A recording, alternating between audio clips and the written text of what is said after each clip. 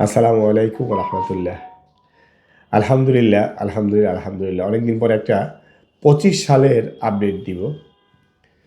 2025 সালে ফেব্রুয়ারি মাসের 12 তারিখে এগ্রিকালচার ভিসা আবেদন হয়েছিল।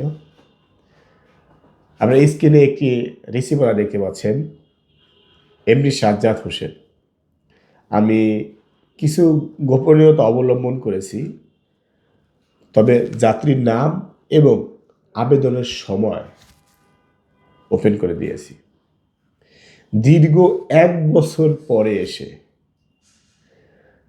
2026 সালে ফেব্রুয়ারি 21 তারিখে এসে নুরস্তা ইস্যু হয়েছে। আলহামদুলিল্লাহ, এই কয়েকটা দিন অপেক্ষায় ছিলাম, দেখি কি হয়।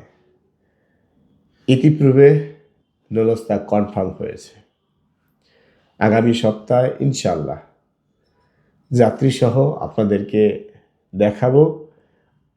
এরপরে আবার যাত্রীসহ ভিসাসহ আপনাদেরকে দেখাবো।